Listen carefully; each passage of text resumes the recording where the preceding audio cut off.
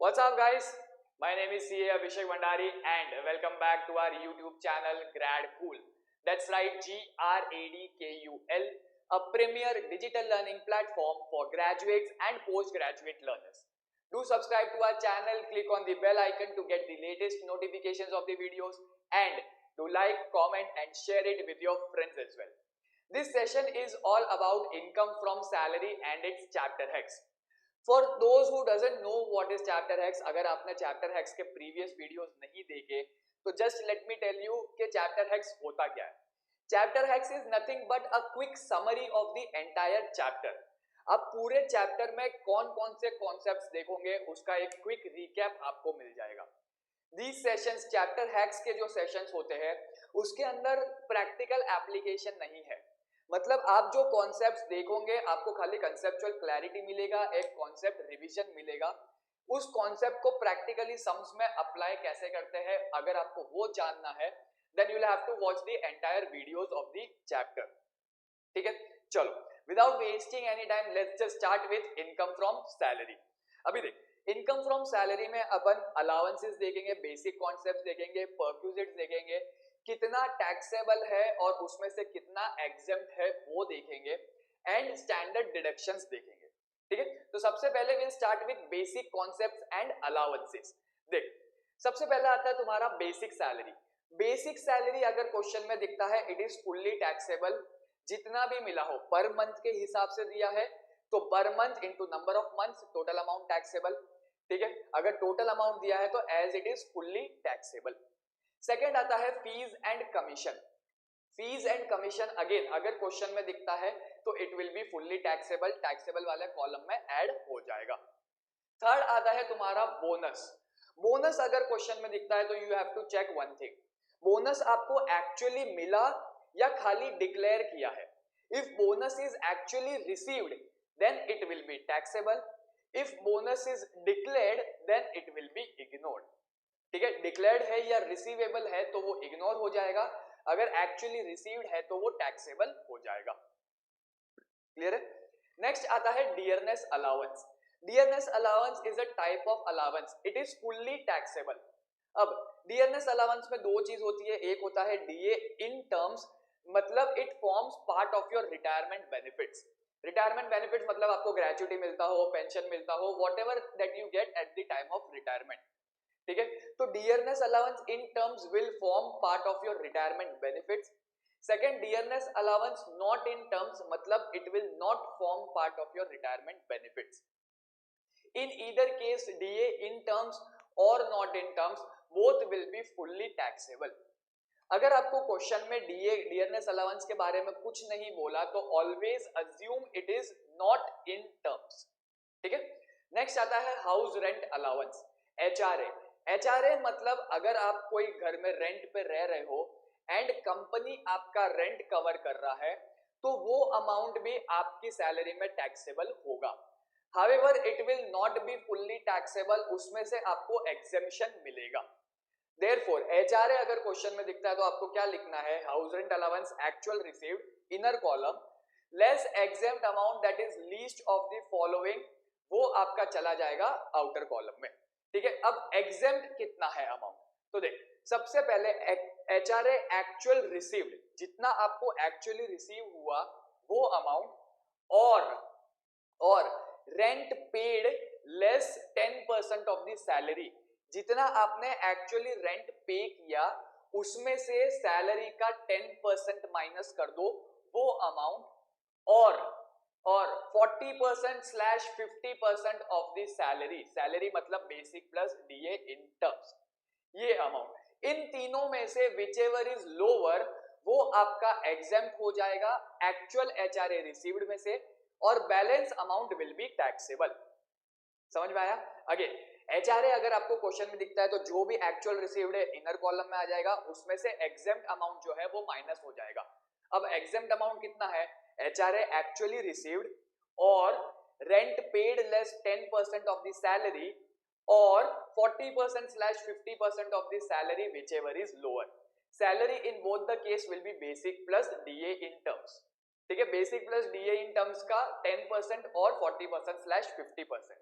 ठीक है, एक चीज ध्यान रखना, house rent allowance received and rent paid may or may not be equal. जरूरी नहीं है कि जितना रेंट पे किया उतना ही अलाउंस मिलेगा, नहीं, अलाउंस कम भी मिल सकता है, अलाउंस ज्यादा भी मिल सकता है। क्लियर है? ठीक है, एचआरए में कोई इशू नहीं होना चाहिए, सिंपल है। Next, children education allowance. अगर कंपनी आपके बच्चे का एजुकेशन ले रही है तो उस केस में exempt amount will be maximum ₹200 per month पर चाइल्ड। अगर आपके बच्चों का एजुकेशन का कंपनी अगर खर्चा उठा रही है, अलाउंस दे रही है, तो उस केस में maximum exempt amount will B ₹200 per month पर चाइल्ड। ठीक है, नेक्स्ट, चिल्ड्रन हॉस्टल अलाउंस। अगर आपके बच्चे हॉस्टल में रह रहे हैं और अगर कंपनी आपको हॉस्टल अलाउंस देती है तो उस केस में maximum amount that will be exempt will be ₹300 per month पर चाइल्ड। ये लाडो क्या? ठीक है, चिल्ड्रन एजुकेशन अलाउंस आया तो 200 पर मंथ पर चाइल्ड, हॉस्टल अलाउंस आया तो 300 पर मंथ पर चाइल्ड। ठीक है, इन both the above cases maximum number of children will be 2। अगर आपके 2 से ज्यादा बच्चे हैं तो इन एनी केस आपको एग्जेम्पशन खाली 2 बच्चों के लिए ही मिलेगा। क्लियर है? ठीक है, आगे देखते हैं। नेक्स्ट आता है तुम्हारा ट्रांसपोर्ट अलाउंस। ट्रांसपोर्ट अलाउंस मतलब आपका घर से ऑफिस जाने तक का जो भी कन्वेंस का खर्चा है वो। ठीक है, ट्रांसपोर्टेशन, अगर आप कोई ट्रेन यूज करते हो, बस यूज करते हो, तो ट्रांसपोर्टेशन का जो भी खर्चा है वो। अब transport allowance will be exempt only for the blind, dumb, orthopedically handicapped employee. Other than handicap employee है तो उनको एग्जेम्पशन नहीं मिलेगा। पहले एग्जेम्पशन था, अभी नहीं है, अभी एग्जेम्पशन हटा दिया गया है। Therefore, in case of transport allowance, maximum exempt allowance will be ₹3,200 per month. Clear है? ठीक है, मैक्सिमम अमाउंट कितना एग्जेम्प्ट है? 3,200 पर मंथ। ये एग्जेम्पशन भी किसको अवेलेबल है? Only for the handicap employees. Other than blind और हैंडीकैप एम्प्लॉयज है तो उनको ट्रांसपोर्ट अलाउंस फुल्ली टैक्सेबल हो जाएगा। ठीक है, अभी मान ले यहां पर मेरे को एक्चुअल अमाउंट मिलता है 4,000 पर मंथ, तो 4,000 inner column less exempt amount 3,200, balance 800 will be taxable. ये लड़ो क्या? सारे के सारे आपको ऐसे ही करने हैं, actual amount received less exempt amount, balance amount taxable. Clear है? ठीक है, नेक्स्ट आता है entertainment allowance. Entertainment allowance is fully taxable to all the employees. However government employee अगर कोई है तो उनको डिडक्शन मिलता है, ये अपन लास्ट में स्टैंडर्ड डिडक्शन में देखेंगे। ठीक है, एक चीज याद रखना, एंटरटेनमेंट अलाउंस जितने भी एम्प्लॉयज है, गवर्नमेंट नॉन गवर्नमेंट, सारे एम्प्लॉयज को फुल्ली टैक्सेबल है, बट गवर्नमेंट एम्प्लॉय को अलाउंस डिडक्शन मिल जाएगा। ठीक है, ये डिडक्शन अपन बाद में देखेंगे। नेक्स्ट आता है other allowances. Other allowances actually received taxable less exempt amount to the extent provided in the question, balance will be taxable। Clear है? ठीक है, जितना आपको एक्चुअल दिया है इनर कॉलम में, एग्जेम्प्ट अमाउंट भी आपको साइड में दिया रहेगा, उतना अमाउंट आप माइनस कर देना, बैलेंस अमाउंट आपका टैक्सेबल हो जाएगा। ये लाडो क्या? नेक्स्ट आता है obligation of employee discharge by employer. अगर एम्प्लॉय का कोई ऑब्लिगेशन था जो बाय लॉ एम्प्लॉयर को डिस्चार्ज करना है, तो such obligation is also taxable in the hands of employee, उसकी सैलरी में वो ऐड हो जाएगा। ठीक है, नेक्स्ट आता है any sum payable by employer to effect an assurance on the life of the employee or to effect a contract for annuity.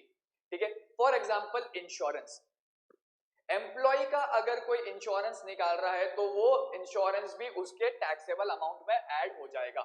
Actual expenses incurred will be taxable in the hands of employee. Employee के behalf पे employer अगर कोई भी खर्चा करता है तो वो एम्प्लॉय की सैलरी में ऐड हो जाएगा। ये लड़ो क्या? ठीक है, नेक्स्ट आता है sweeper allowance, gardener allowance, watchman allowance, personal attendant allowance.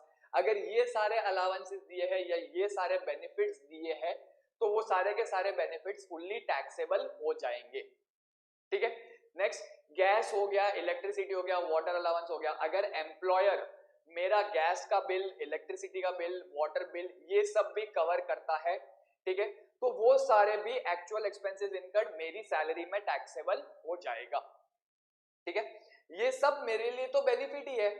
अगर एम्प्लॉयर मेरे बिहाफ पे ये सारे खर्चे कर रहा है, मेरे खर्चे उठा रहा है, तो मेरे लिए तो बेनिफिट हुआ, ठीक है। अगर मेरे लिए बेनिफिट हुआ तो उस पे बेनिफिट पे मुझे टैक्स पे करना पड़ेगा। क्लियर हो गया? नेक्स्ट, फ्री और concessional education facility to any member of the employees household. मेरे घर के, अगर मेरे परिवार वाले अगर कोई है, उनका एजुकेशन का खर्चा अगर मेरा एम्प्लॉयर उठाता है तो वो खर्चा भी मेरी सैलरी में टैक्सेबल हो जाएगा। क्लियर है? ठीक है। Next, any other benefits by employer to its employees fully taxable. Employer से अगर एम्प्लॉय को कोई भी बेनिफिट मिलता है तो वो सैलरी में टैक्सेबल हो जाएगा। क्लियर है? नेक्स्ट, टैक्सेबल वैल्यू कितनी होगी? Actual cost to the employer for such services less any amount received or recovered from the employee. Basically employee के हाथ में जितना बेनिफिट है, जितना फायदा है, उतना ही टैक्सेबल होगा। अगर एम्प्लॉयर मेरे लिए 1000 रुपए का खर्चा कर रहा है और बदले में मुझसे 300 रुपए रिकवर कर रहा है, तो मुझे फायदा कितना हुआ? 1000 मिला, 300 गया, मेरे लिए बेनिफिट कितने का हुआ? 700 का, तो वो 700 टैक्सेबल हो जाएगा। देयरफॉर टैक्सेबल वैल्यू कितना है? एम्प्लॉयर का cost less any amount recovered from the employee. Clear है? ये सारे केस में एप्लीकेबल है। नेक्स्ट अपन देखेंगे, देख क्या है, गिफ्ट और वाउचर्स। अगर एम्प्लॉयर से एम्प्लॉय को कोई भी गिफ्ट या वाउचर मिलता है जिसका वैल्यू 5000 से ज्यादा है, if it is more then 5000 it will be fully taxable, if it is 5000 और less than 5000 it shall be exempt. Clear है? नेक्स्ट आता है तुम्हारा leave travel concession. Leave travel concession अगर एम्प्लॉयर देता है तो actual amount received inner column में लेस एग्जेम्प्ट अमाउंट, ठीक है, जितना भी एग्जेम्प्ट अमाउंट है वो माइनस करके बैलेंस विल बी टैक्सेबल। अब एग्जेम्प्ट अमाउंट कितना है? अगर आपको क्वेश्चन में डायरेक्टली दिया है तो आप डायरेक्टली वो ले लेना, अगर नहीं दिया है तो अपने पास पता है कि भैया एग्जेम्प्ट अमाउंट कितना होता है। तो सबसे पहले आपको ये देखना है कि आप कौन से मोड ऑफ कन्वेंस से ट्रेवल करते हो। आप एयरवेज से ट्रेवल करते हो या अदर देन एयरवेज से ट्रेवल करते हो? अगर आप एयरवेज से ट्रेवल करते हो तो आपका एग्जेम्प्ट अमाउंट कितना होगा जो आपका माइनस हो जाएगा? It will be actual expenses incurred or Air India economy class fare whichever is lower, ठीक है। एक्चुअल या फिर एयर इंडिया का इकोनॉमी क्लास का रेट, दोनों में से विच एवर इज लोअर, वो आपका एग्जेम्प्ट हो जाएगा and balance if any will be taxable, ठीक है। अगर आप अदर देन एयरवेज से ट्रैवल करते हो, ठीक है, तो आप क्या चेक करोगे? आप रेलवे से ट्रैवल कर रहे हो कि अदर देन रेलवे से ट्रैवल कर रहे हो? अगर आप रेलवे से ट्रैवल कर रहे हो तो एग्जेम्प्ट अमाउंट कितना होगा? एक्चुअल एक्सपेंस और first class AC fair whichever is lower. अगर आप रेलवे से ट्रैवल करते हो, ट्रेन से ट्रैवल कर रहे हो, तो आपका एग्जेम्प्ट अमाउंट कितना होगा? एक्चुअल एक्सपेंसेस इनकर्ड या फिर first class AC fair whichever is lower, ठीक है। अगर आप अदर देन रेलवे से ट्रैवल करते हो तो आप क्या चेक करोगे? रिकॉग्नाइज्ड मोड ऑफ ट्रांसपोर्ट है या अनरिकॉग्नाइज्ड मोड ऑफ ट्रांसपोर्ट है? अगर वो रिकॉग्नाइज्ड मोड ऑफ ट्रांसपोर्ट है तो उस केस में exempt amount will be actual or deluxe class bus fare whichever is lower. Again, अगर आप रिकॉग्नाइज्ड मोड ऑफ कन्वेंस से ट्रांसपोर्ट करते हो तो एक्चुअल अमाउंट या फिर deluxe bus fare whichever is lower will be exempt, balance if any will be taxable. अगर आप अनरिकॉग्नाइज्ड मोड ऑफ कन्वेंस से ट्रांसपोर्टेशन लेते हो तो उस केस में एक्चुअल एक्सपेंस या फिर first class railway AC fair of the similar distance, मतलब मान ले कि आपने प्राइवेट कार की which is unrecognised mode of transportation, आप 100 किलोमीटर ट्रैवल करते हो, तो 100 किलोमीटर का अगर मैं ट्रेन से ट्रैवल करता फ्रॉम फर्स्ट क्लास एसी तो कितना खर्चा आता वो, उसमें से या फिर एक्चुअल एक्सपेंसेस दोनों में से which ever is lower will be exempt, balance amount will be taxable. गेला डोक्यात, ठीक है। वापस लीव ट्रैवल कंसेशन अगर आपको दिखता है तो एक्चुअल अमाउंट इनर कॉलम में less exempt balance if any will be taxable. अब एग्जेम्प्ट अमाउंट कितना है तो आप क्या चेक करोगे, आप कौन से मोड ऑफ कन्वेयंस से ट्रांसपोर्ट कर रहे हो, एयरवेज से कर रहे हो कि अदर देन एयरवेज से कर रहे हो। अगर आप एयरवेज से कर रहे हो तो एग्जेम्प्ट अमाउंट कितना होगा, actual expenses incurred or Air India economy class fair whichever is lower, ठीक है। बैलेंस अमाउंट जो भी है वो आपकी सैलरी में टैक्सेबल हो जाएगा एज योर बेनिफिट। क्लियर है, ठीक है। फॉर एग्जांपल आप बिजनेस क्लास से ट्रैवल करते हो, बिजनेस क्लास का खर्चा है आपका ₹1,00,000 का, बट अगर आप एयर इंडिया इकोनॉमी फेयर से जाते तो आपका 10,000 में काम हो जाता, तो एक्चुअल रिसीव्ड कितना है 1,00,000, ठीक है। लेस आपका एयर इंडिया इकोनॉमी फेयर कितना है 10,000, आपको बेनिफिट कितने का मिला 90,000 का, वो 90,000 टैक्सेबल हो जाएगा। क्लियर है। अगर आप एयरवेज से ट्रैवल नहीं करते, अदर मोड ऑफ कन्वेंस है, तो आप क्या चेक करोगे, रेलवेज है कि अदर देन रेलवेज है। अगर रेलवेज है तो आपका एग्जेम्प्ट अमाउंट कितना होगा, एक्चुअल और first class AC fair whichever is lower. अगर अदर देन रेलवेज है तो आप क्या चेक करोगे, रिकॉग्नाइज्ड है कि अनरिकॉग्नाइज्ड है। अगर रिकॉग्नाइज्ड है तो actual or deluxe class bus fare whichever is lower. अगर अदर देन रिकॉग्नाइज्ड अनरिकॉग्नाइज्ड है तो exempt amount will be actual expenses or first class AC railway fare of the similar distance whichever is lower. Clear है। अब leave travel concession exemption is available for the travel benefits of employee, spouse, ठीक है, maximum 2 children and dependent relative that is mother, father, brother और sister, ठीक है।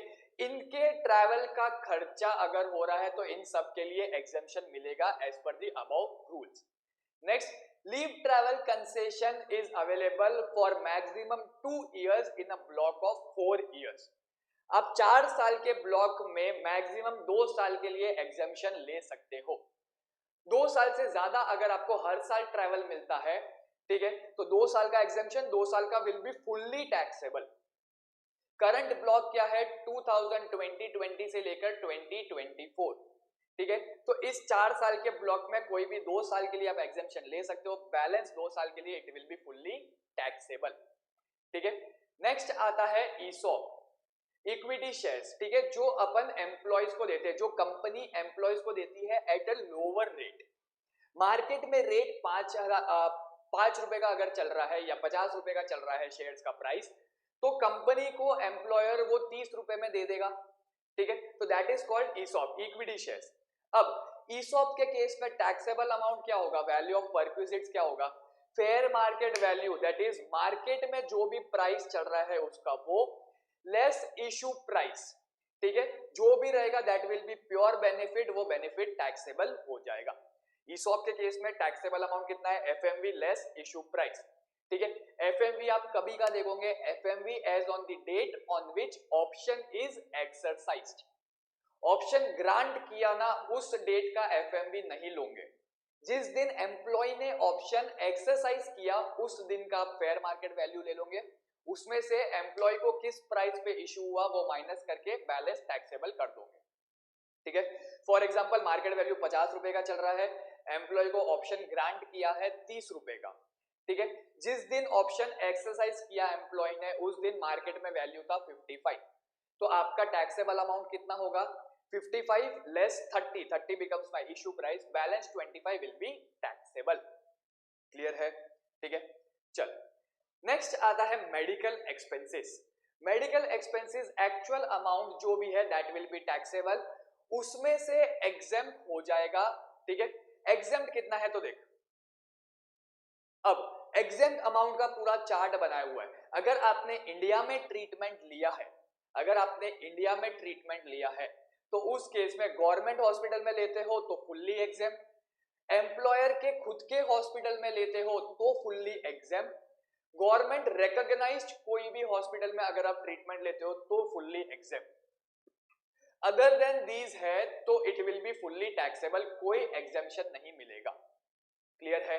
Therefore medical expenses actual amount received inner column less exempt amount, balance जो भी आएगा taxable. Exempt amount कितना है, अगर आपने इंडिया में ट्रीटमेंट लिया, ठीक है, इंडिया में अगर आप गवर्नमेंट हॉस्पिटल में ट्रीटमेंट लेते हो तो पूरा का पूरा एग्जेम्प्ट, जितना भी खर्चा हुआ। अगर आप एम्प्लॉयर के खुद के हॉस्पिटल में ट्रीटमेंट लेते हो तो फुल्ली एग्जेम्प्ट, अगर आप गवर्नमेंट रिकॉग्नाइज्ड हॉस्पिटल में ट्रीटमेंट लेते हो तो फुल्ली एग्जेम्प्ट, ठीक है। अदरवाइज अगर आपने कहीं पे भी ट्रीटमेंट लिया, अनरिकॉग्नाइज्ड हो गया, कहीं पे भी ट्रीटमेंट लिया, तो it will be fully taxable, पूरा का पूरा amount as a benefit taxable हो जाएगा, ठीक है। अब अगर आप आउटसाइड इंडिया ट्रीटमेंट लेते हो, अगर आप आउटसाइड इंडिया ट्रीटमेंट लेते हो तो उस केस में आपको बेनिफिट तीन चीज का मिलता है, स्टे का बेनिफिट मिलता है, ट्रीटमेंट का बेनिफिट मिलता है और ट्रैवल का बेनिफिट मिलता है, ठीक है। अब स्टे और ट्रीटमेंट का बेनिफिट्स कितना एग्जेम्प्ट होगा, it will be exempt to the extent prescribed by RBI, ठीक है। ट्रैवल का बेनिफिट भी एग्जेम्प्ट होगा प्रोवाइडेड एम्प्लॉय की जो ग्रॉस टोटल इनकम है इट इज लेस देन और इक्वल टू ₹2 lakhs। अगर मेरी gross total income less than equal to 2 lakhs है तो मेरा travel benefits will be fully exempt. अगर मेरा GTI more than equal to 2 lakhs है तो मेरा travel benefits will be fully taxable, clear है। अब देख नीचे देख क्या बोला है, स्टे और ट्रैवल, स्टे और ट्रैवल, ठीक है, ये है ना, इसका बेनिफिट खाली पेशेंट और पेशेंट के साथ एक अटेंडेंट को मिलेगा। स्टे और ट्रैवल बेनिफिट्स का जो भी एग्जेम्पशन है वो एक पेशेंट और पेशेंट के साथ एक अटेंडेंट को ही मिलेगा। अगर पेशेंट के साथ 5 लोग जा रहे हैं ना तो उसमें से बाकी के 4 जो है वो टैक्सेबल में आ जाएंगे, एम्प्लॉय की सैलरी में टैक्सेबल हो जाएगा अगर बेनिफिट एम्प्लॉयर ने कवर किया है तो, ठीक है।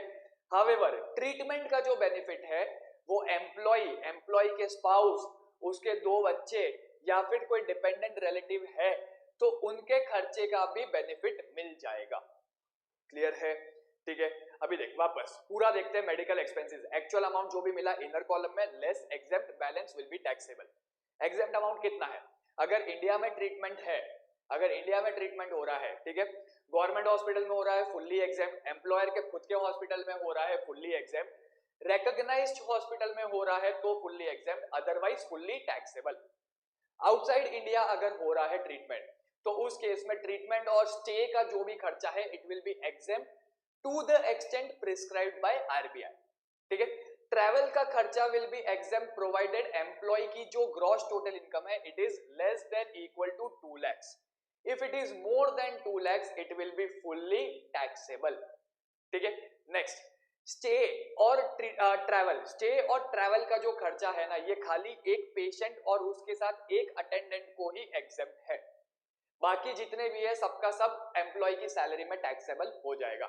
हाउएवर ट्रीटमेंट का जो एग्जेम्पशन है वो एम्प्लॉय को मिलेगा, उसके स्पाउस को मिलेगा, चिल्ड्रन को मिलेगा, डिपेंडेंट रिलेटिव्स को भी मिल जाएगा, क्लियर है, ठीक है। अगर आपको क्वेश्चन में एग्जेम्प्ट अमाउंट दिया हुआ है डायरेक्टली तो डायरेक्टली वो अमाउंट लिख देना, अगर नहीं दिया है तो आपको ये याद रखना पड़ेगा, क्लियर हो क्या।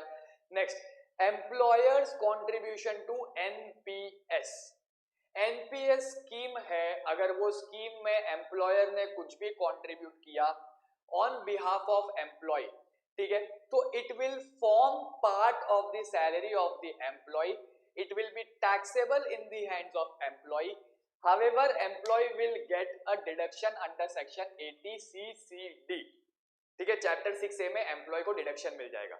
अब फॉर एग्जांपल एम्प्लॉयर ने 100 रुपए का डिपॉजिट किया इन एनपीएस तो एम्प्लॉय की सैलरी में 100 रुपीज ऐड हो जाएगा एंड उसको 80CCD में डिडक्शन मिल जाएगा नीचे, क्लियर है।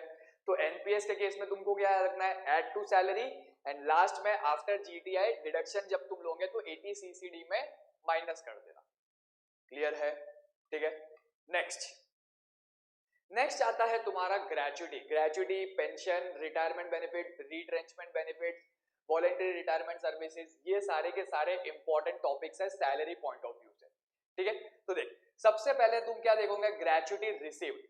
अब ग्रेचुटी के केस में actual amount received will be taxable, exemption मिलता है, देख एग्जेम्पशन कितना है, ठीक है।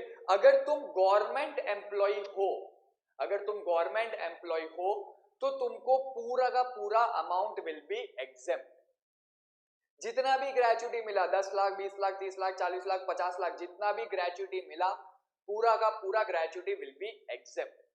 अगर तुम नॉन गवर्नमेंट एम्प्लॉय हो, अदर देन गवर्नमेंट एम्प्लॉय हो, ठीक है, तो उस केस में क्या चेक करेंगे, तुम ग्रेच्युटी एक्ट में कवर्ड हो कि नहीं हो।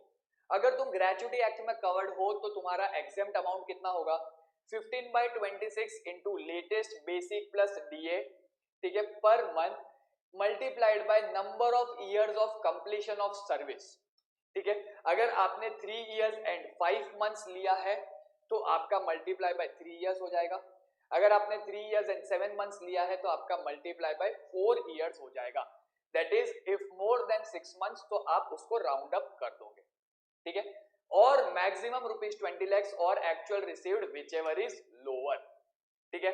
अगर मैं गवर्नमेंट एम्प्लॉय हूं which is covered under payment of gratuity act, तो उस केस में एग्जेम्प्ट अमाउंट, अगर मैं नॉन गवर्नमेंट एम्प्लॉय हूं who is covered under gratuity act, तो उस केस में एग्जेम्प्ट अमाउंट कितना हो जाएगा, 15/26, ठीक है, multiplied by basic salary plus DA in terms and not in terms, multiplied by number of years of completion of service. If it is less than 6 months in the end, so it will be ignored. If it is more than 6 months, so it will be rounded up, ठीक है। और ₹20 lakhs और actual received whichever is lower will be exempt, balance amount will be taxable, ठीक है। अगर मैं non government employee हूं and I am not covered under gratuity act, I am a non government employee and I am not covered under gratuity act, तो उस case में gratuity exempt कितना होगा, तो it will be exempt 1/2 into average salary of the last 10 months into number of years of completion of service, fraction ignored, ठीक है, half into average of basic plus DA in terms plus turnover commission, ठीक है, basic salary plus DA in terms plus turnover commission जो last 10 months का है उसका average ले लूंगा, ठीक है, multiply by number of years of completion of service. इस केस में फ्रैक्शन इग्नोर हो जाएगा। 30 इयर्स एंड 4 मंथ्स है तो भी तुम 30 इयर्स लोगे, 30 इयर्स एंड 6 मंथ्स है तो भी तुम 30 इयर्स लोगे, 30 इयर्स एंड 11 मंथ्स है तो भी तुम 30 इयर्स ही लोगे, ठीक है। और ₹20 lakhs और actual received which ever is lower, समझ में आ गया, ठीक है। ग्रेच्युटी के केस में actual received inner column less exempt amount. अब एग्जेम्प्ट अमाउंट कितना है, अगर आप गवर्नमेंट एम्प्लॉय हो तो fully exempt, non government employee हो तो आप क्या चेक करोगे, ग्रेच्युटी में आते हो कि नहीं आते। If you are covered under gratuity act then 15/26 into latest basic salary plus DA in terms and not in terms multiply by number of years of completion of service, more than 6 months तो fraction will be rounded up, ठीक है, और ₹20 lakhs और actual received whichever is lower। अगर आप gratuity act में covered नहीं हो तो half into average salary plus DA in terms plus turnover commission for 10 months into number of years of completion of service, fraction ignored, और ₹20 lakhs और actual received whichever is lower, clear है, ये तुम्हारा exempt हो जाएगा, balance if any will be taxable, ये लाडो क्या, ठीक है। नेक्स्ट नीचे नोट देख क्या बोलता है, where gratuity is received from more than 2 employees in the same year, अगर एक ही साल में मैंने जॉब स्विच किया और मुझे 2 एम्प्लॉयर से ग्रेच्युटी मिलता है तो उस केस में 20 lakhs का जो लिमिट है ना, ठीक है, वो लिमिट एग्रीगेट लिमिट हो जाएगा। मैं 20 lakhs पर एम्प्लॉयर नहीं देखूंगा, मैं एग्रीगेट में देखूंगा। अगर मुझे प्रीवियस ईयर्स में कभी कोई ग्रेच्युटी मिला है तो करंट ईयर में जब मेरा ग्रेच्युटी कैलकुलेट होगा तो to the extent received earlier वो 20 lakhs वाली लिमिट से माइनस हो जाएगा, गिला डो क्या, ठीक है, दोनों पॉइंट यही बोलता है। अगर सेम ईयर में मुझे दोनों से मिला है तो aggregate will be 20 lakhs and not पर एम्प्लॉय। अगर प्रीवियस ईयर में कभी मुझे किसी एम्प्लॉयर से मिला है ग्रेच्युटी तो करंट ईयर में मेरे 20 lakhs में से उतना अमाउंट माइनस हो जाएगा, क्लियर है, ठीक है। नेक्स्ट देखते क्या है, नेक्स्ट आता है तुम्हारा टेंशन, नहीं पेंशन, ठीक है। पेंशन के केस में कितना है, अगर पेंशन तुमको अनकम्यूटेड है, अनकम्यूटेड मतलब मंथली पेंशन, अगर आपको एवरी मंथ पेंशन मिल रहा है ड्यूरिंग द सर्विस तो उस केस में it will be fully taxable for all employees, sorry after retirement अगर आपको मंथली पेंशन मिलता है तो it will be fully taxable for all employees. All employees मतलब गवर्नमेंट के लिए भी टैक्सेबल, नॉन गवर्नमेंट एम्प्लॉयज के लिए भी टैक्सेबल। बट अगर आपको कम्यूटेड पेंशन मिलता है, कम्यूटेड मतलब लमसम अमाउंट मिलता है, अगर आपको लमसम अमाउंट मिलता है तो उस केस में एग्जेम्प्ट अमाउंट कितना होगा? तो देख, अगर आप गवर्नमेंट एम्प्लॉय हो तो it will be fully exempt, अगर आप नॉन गवर्नमेंट एम्प्लॉय हो, ठीक है, तो उस केस में आप क्या चेक करोगे, आपको ग्रेच्युटी मिला है कि नहीं मिला। अगर आपको ग्रेच्युटी भी मिला और आपको पेंशन भी मिल रहा है, ठीक है, तो आप पेंशन का ज्यादा बेनिफिट क्लेम नहीं कर सकते, तो उस केस में exempt amount will B total pension received into 1/3। जितना भी आपका टोटल पेंशन बनता है उसका 1/3 आपके केस में एग्जेम्प्ट हो जाएगा, अगर आपको ग्रेच्युटी भी मिल रहा है। अगर आपको ग्रेच्युटी नहीं मिल रहा तो उस केस में exempt amount will B total pension into 1/2, ठीक है।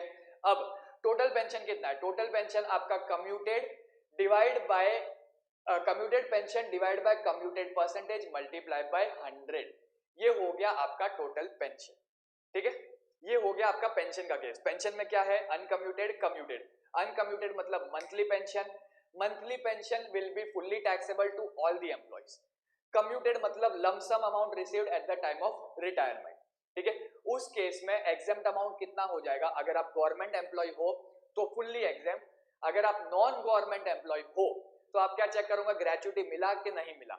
अगर ग्रेच्युटी मिला तो पेंशन का एग्जेम्पशन कितना होगा? Total pension into 1/3। अगर ग्रेच्युटी नहीं मिला तो पेंशन का एग्जेम्पशन कितना हो जाएगा? Total pension into half.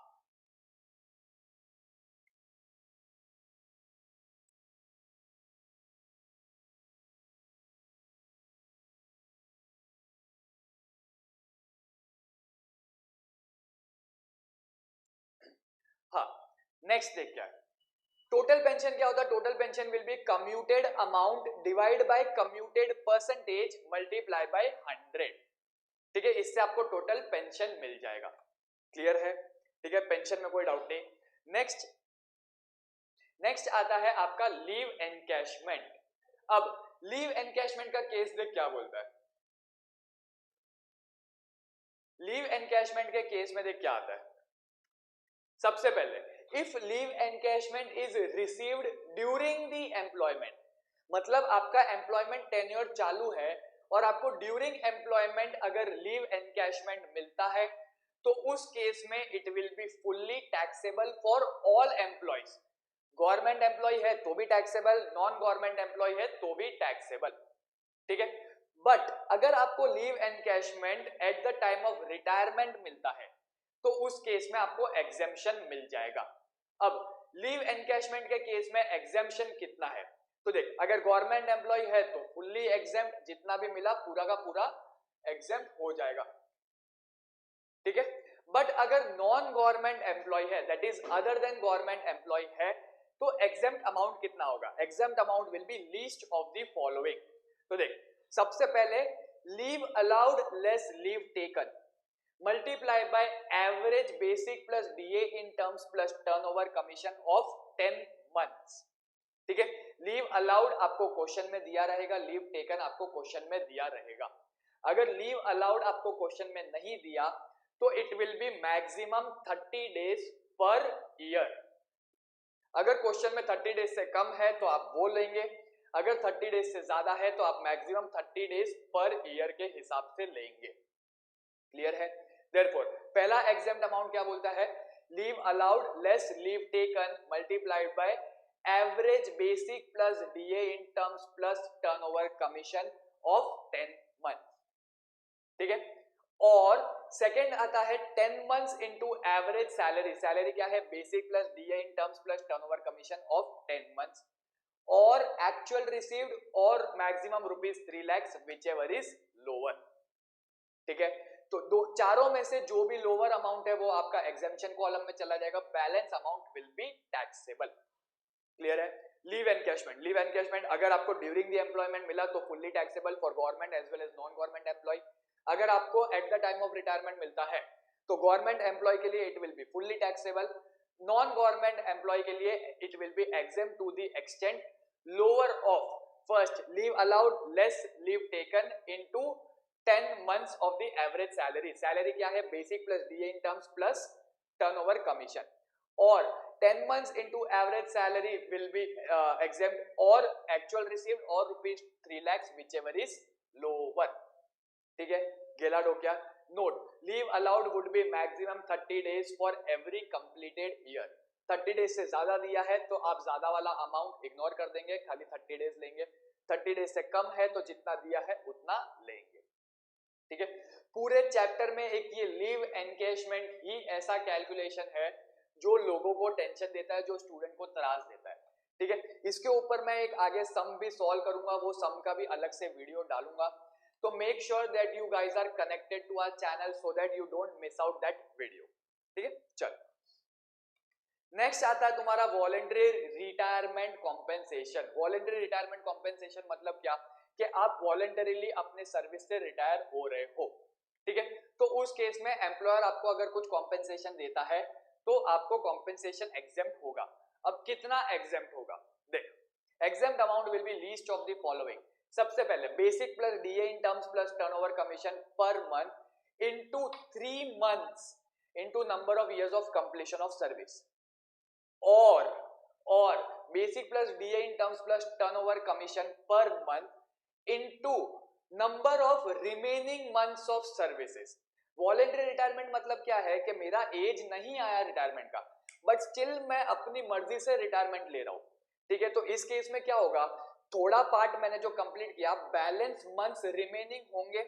ठीक है, तो फर्स्ट केस में क्या बोलते हैं? Basic plus DA in terms plus turnover commission per month into 3 months into number of years of completion of service, fraction ignored. Second वाले केस में क्या बोला है? Basic plus DA in terms plus turnover commission into number of remaining months of service. ठीक है, और actual received और rupees 5 lakhs whichever is lower. ठीक है,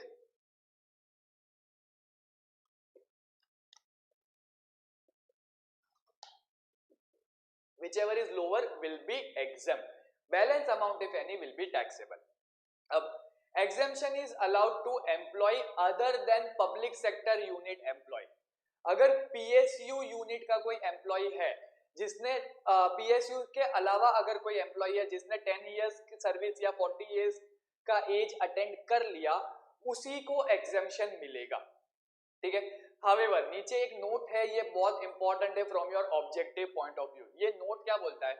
exemption under section 10(10)(c that is voluntary retirement compensation and relief under section 89. Section 89 का जो relief है वो भी आपका वॉलंटरी रिटायरमेंट कॉम्पेंसेशन जैसा ही है. आप सेक्शन 10(10)(c का और रिलीफ अंडर सेक्शन 89 दोनों एक साथ नहीं ले सकते. आप दोनों एक साथ एग्जेम्पशन क्लेम नहीं कर सकते. या तो आप 10(10)(c में एग्जेम्पशन क्लेम करो या फिर आप सेक्शन 89 में रिलीफ क्लेम करो. Both can not be claim simultaneously. ठीक है, नेक्स्ट आता है रिट्रेंचमेंट कॉम्पेंसेशन. देख, वॉलंटरी रिटायरमेंट मतलब मैं अपनी मर्जी से निकला. रिट्रेंचमेंट कॉम्पेंसेशन मतलब मुझे एम्प्लॉयर ने जबरदस्ती रिटायर करवाया या जबरदस्ती निकाल दिया. ठीक है, अब देख, ये बहुत ही कॉमन है अभी कोविड के केस में. कोविड में बहुत सारे लोगों की जॉब्स गई है. ठीक है, millions and millions of people have lost their job during the period of April to August. तो ये होता है रिट्रेंचमेंट कॉम्पेंसेशन. अब नॉर्मली क्या होता है? अगर आपको आपका एम्प्लॉयर आपके टर्मिनेशन से पहले निकाल देता है for reasons other than fraud, ठीक है, तो उस केस में एम्प्लॉयर आपको कॉम्पेंसेशन देगा. उस कॉम्पेंसेशन को रिट्रेंचमेंट कॉम्पेंसेशन बोलते हैं. भाई, अगर तुम फ्रॉड करते हुए पकड़े गए और तुमको निकाला जा रहा है एंड उसके बाद अगर तुम हिम्मत करके कॉम्पेंसेशन भी मांगते हो तो आपको कॉम्पेंसेशन में जूते पड़ेंगे. ठीक है, तो देख कितना है exempt amount. Exempt amount will be compensation as per industrial dispute act or rupees 5 lakhs whichever is lower. अब इंडस्ट्रियल डिस्प्यूट एक्ट के हिसाब से कॉम्पेंसेशन कितना होना चाहिए? 15/26 into average basic plus DA in terms plus turnover commission of the 3 months और 4 calendar weeks और 12 full working weeks into number of years of completion of service. If it is more than 6 months, it will be rounded up. ठीक है, दोनों में से whichever is lower. will be exempt, balance amount will be taxable.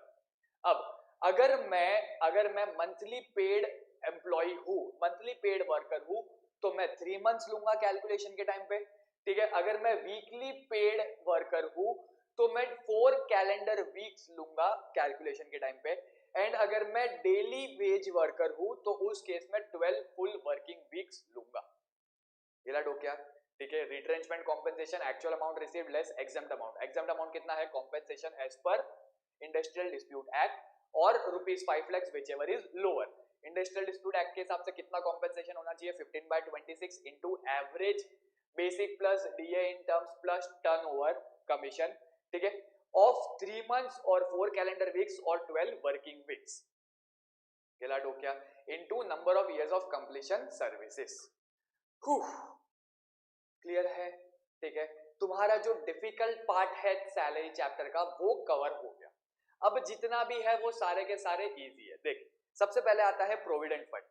Provident fund के case में first is statutory provident fund. इसके अंदर क्या क्या है, statutory provident fund, recognised provident fund, unrecognised provident fund, superannuation fund, unrecognised superannuation fund, public provident fund and so on, ठीक है। तो सबसे पहले अपन देखेंगे स्टैट्यूटरी प्रोविडेंट फंड। एक गुल्लक है, ठीक है, जिसको अपन स्टैट्यूटरी प्रोविडेंट फंड बोलते हैं। इस गुल्लक में एम्प्लॉय ने, मतलब मैंने अगर कोई कंट्रीब्यूशन डाला तो वो कंट्रीब्यूशन इग्नोर हो जाएगा, प्लस उस कंट्रीब्यूशन का मुझे एटीसी में डिडक्शन मिल जाएगा, ठीक है। इस गुल्लक में अगर एम्प्लॉयर ने कुछ कंट्रीब्यूट किया तो वो कंट्रीब्यूशन मेरी सैलरी में टैक्सेबल नहीं होगा, it will be fully except. Clear है।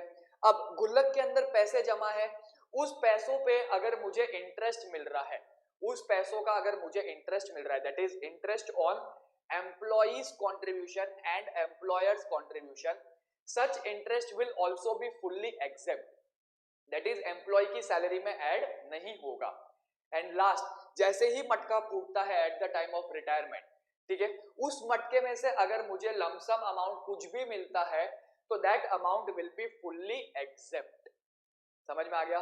स्टैट्यूटरी प्रोविडेंट फंड, एम्प्लॉय का contribution ignore plus ATC deduction, employer का contribution exempt, interest on employee and employer's contribution fully exempt, मटका फूट गया, गुल्लक फूट गया, लमसम अमाउंट अगर रिटायरमेंट पे कुछ भी मिलता है तो such lump sum amount will also be fully exempt, ठीक है। देयरफॉर स्टैट्यूटरी प्रोविडेंट फंड के केस में कुछ भी अमाउंट बाहर नहीं आएगा कॉलम पे। क्लियर है, ठीक है। नेक्स्ट आता है recognised provident fund. Recognised provident fund मतलब क्या, स्टैट्यूटरी प्रोविडेंट फंड मतलब वो प्रोविडेंट फंड जो लॉ ने क्रिएट किया है। रिकॉग्नाइज्ड प्रोविडेंट फंड मतलब वो प्रोविडेंट फंड जो प्राइवेट एंटिटी ने क्रिएट किया है बट लॉ ने उसको रिकॉग्नाइज किया है, ठीक है। तो उस केस में अगेन मटका है, एम्प्लॉय ने अगर कुछ भी कंट्रीब्यूट किया तो वो इग्नोर हो जाएगा, प्लस उसको एटीसी में डिडक्शन मिल जाएगा। एम्प्लॉयर अगर उस मटके में कोई पैसा कंट्रीब्यूट करता है तो उसको एग्जेम्प्ट कितना होगा, एम्प्लॉय को एग्जेम्प्ट कितना होगा, एम्प्लॉय को exempt will be to the extent 12% of basic plus DA in terms plus turnover commission. मतलब क्या, मेरा basic salary plus DA in terms plus turnover commission जो भी टोटल बनता है पूरे साल का, उसका 12% will be exempt in my hands. अगर 12% से ज्यादा है तो एक्सेस अमाउंट क्या हो जाएगा, टैक्सेबल, ठीक है, मेरी सैलरी में वो टैक्सेबल हो जाएगा। नेक्स्ट, डब्बे में पैसा है, ठीक है, मुझे इंटरेस्ट मिल रहा है, interest on both the amount will be exempt to the extent 9.5% per annum. अगर मुझे 12% इंटरेस्ट मिलता है ₹12 lakhs, तो मैं क्या करूंगा, 12 lakhs divide by 12% multiply by 9.5% करूंगा, वो अमाउंट मेरा एग्जेम्प्ट हो जाएगा out of 12 lakhs and balance amount that is 2.5% जो एक्सेस है वो मेरा टैक्सेबल हो जाएगा। क्लियर है, ठीक है। नेक्स्ट, गुल्लक फूटा, लमसम अमाउंट मुझे मिला eight the time of retirement, it will be fully exempt subject to conditions.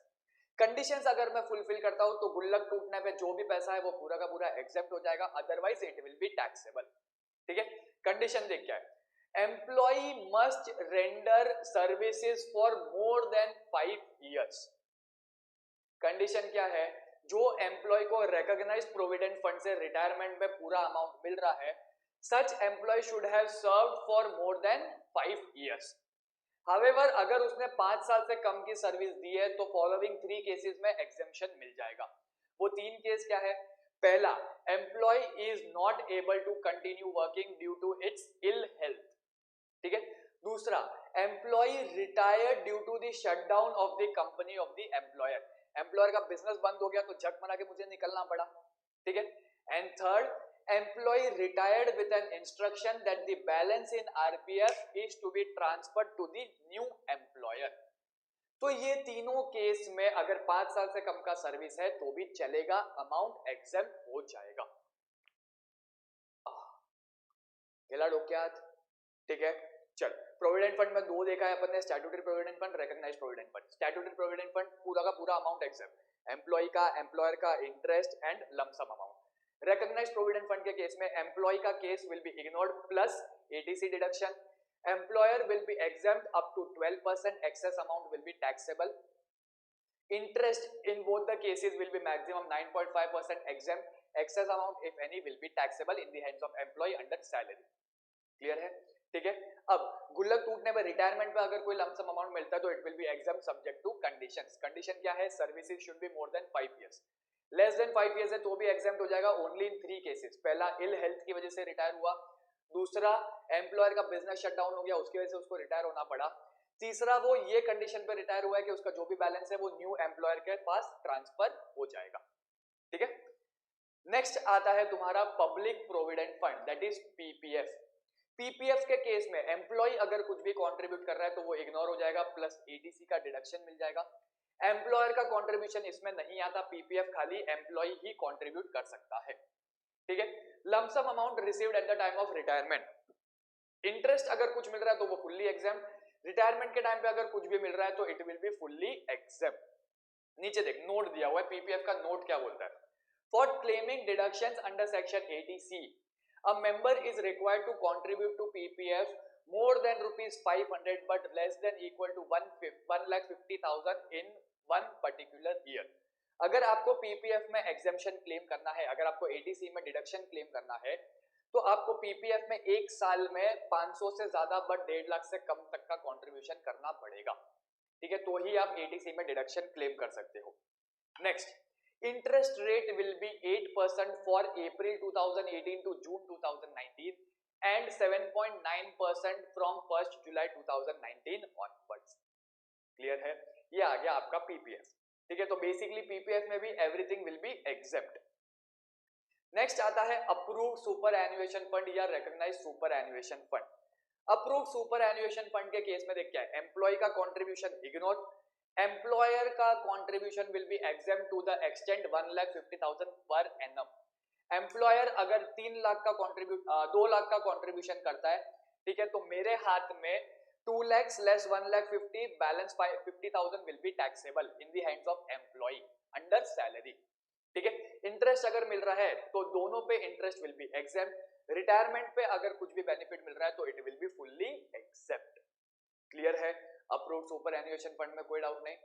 Next, unrecognised provident fund और अनअप्रूव्ड सुपर एन्युएशन फंड। इस केस में देख क्या है, अनरिकॉग्नाइज्ड या अनअप्रूव्ड है। सबसे पहले एम्प्लॉय ने अगर कुछ कंट्रीब्यूट किया तो वो इग्नोर हो जाएगा, ठीक है, प्लस उसको एटीसी का डिडक्शन भी नहीं मिलेगा। एम्प्लॉयर अगर कुछ कंट्रीब्यूट कर रहा है तो एम्प्लॉयर का कंट्रीब्यूशन एग्जेम्प्ट हो जाएगा।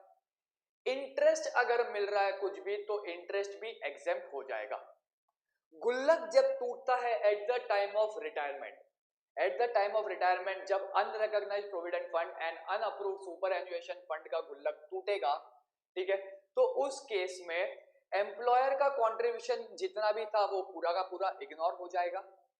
एम्प्लॉय के कंट्रीब्यूशन पे अगर कुछ इंटरेस्ट है तो वो इंटरेस्ट एम्प्लॉय की आईएफओएस में, इनकम फ्रॉम अदर सोर्सेज में टैक्सेबल हो जाएगा।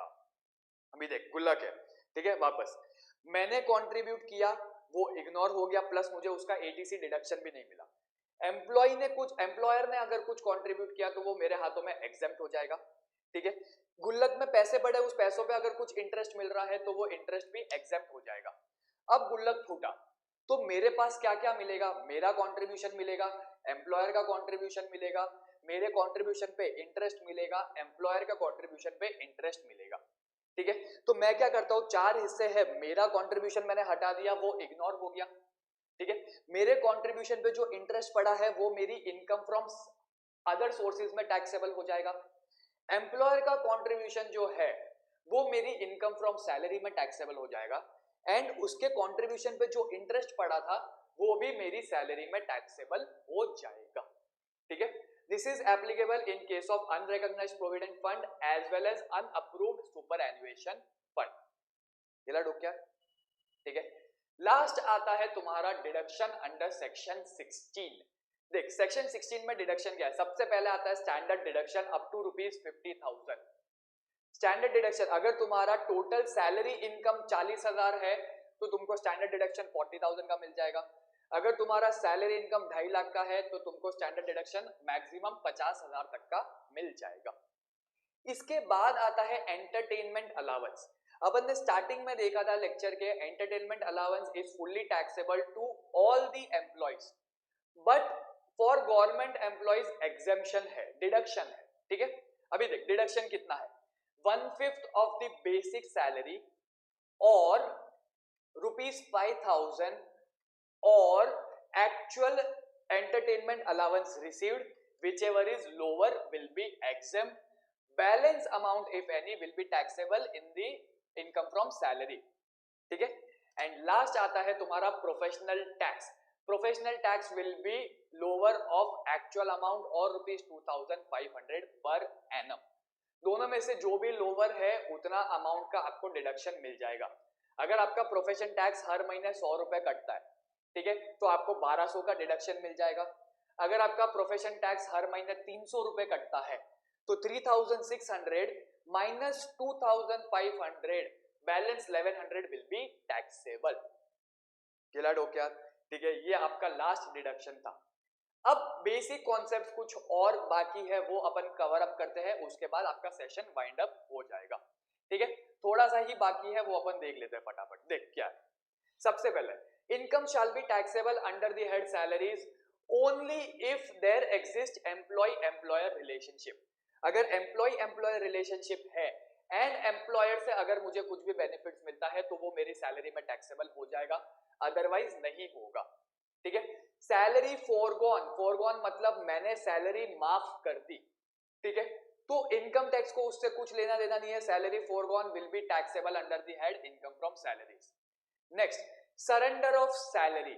अगर मैं मेरी सैलरी सरेंडर करता हूं टू सेंट्रल गवर्नमेंट तो उस केस में such surrendered salary will be exempt. ठीक है, next, salary paid tax free.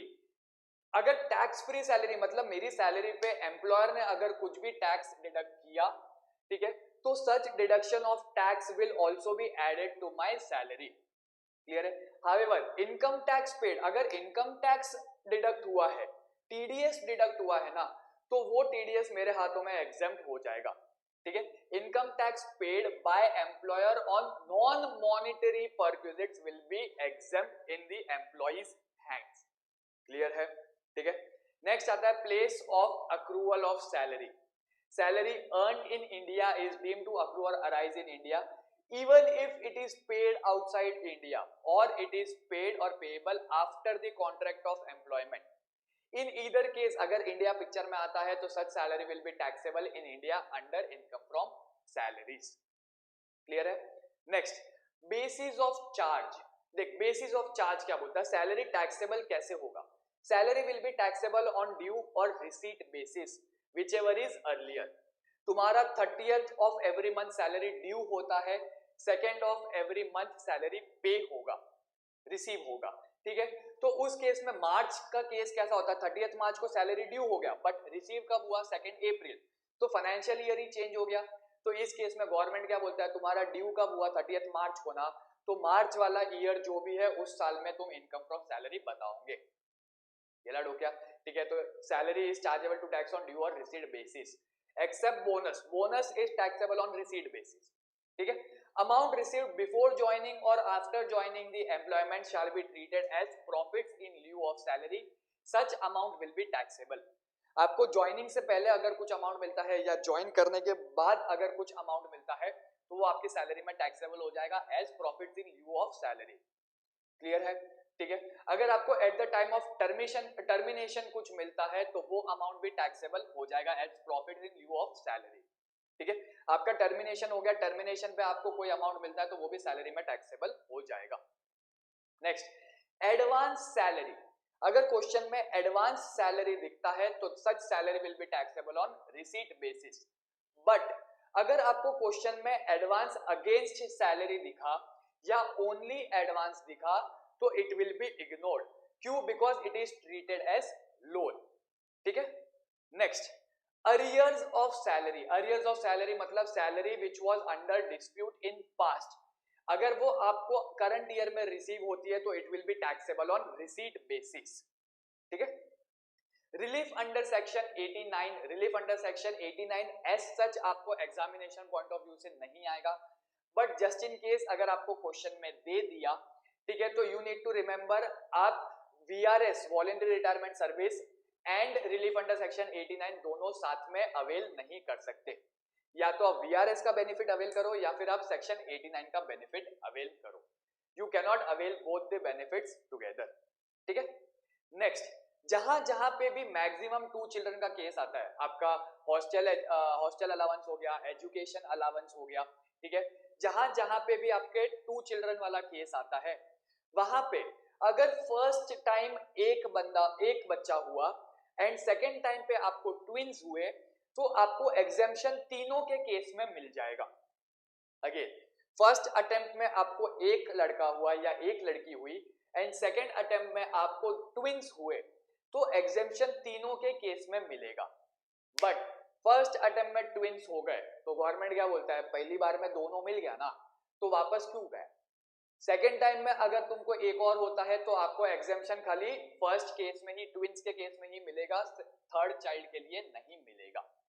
ढीला डोक्या। ठीक है। Next, overview of the allowances. अभी देखो जितने भी अलाउंसेस है ना वो सारे के सारे यहाँ पर लिखे हुए मोर और लेस। इसमें क्या बोला है, अलाउंसेस क्या होते हैं, इधर they are fully taxable, they are partly taxable, partly exempt और दे आर फुल्ली एग्जेम्प्ट। ठीक है, तो क्या क्या है वो लिस्ट नहीं हुई है जो फुल्ली टैक्सेबल है।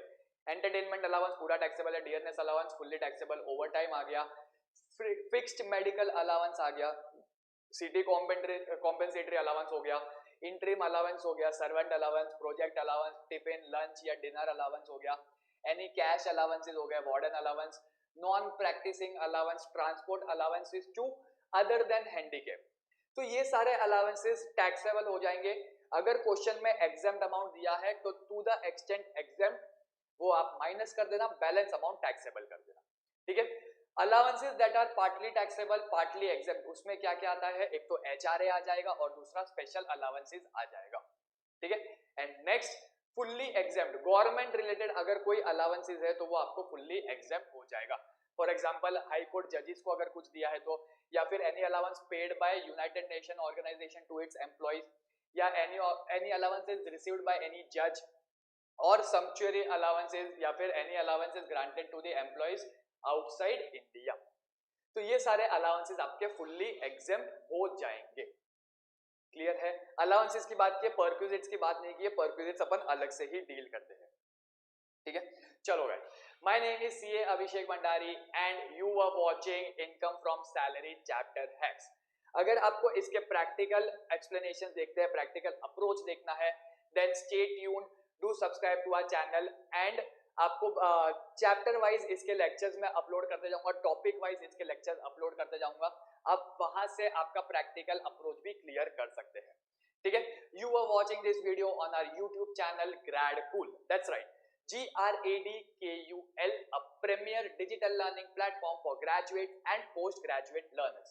Do not forget to subscribe to our channel, click on the bell icon to get the latest notifications of all the practical and theory subject videos, and do like, comment and share it with your friends as well. Chalo guys, adios and have a nice day. Bye bye.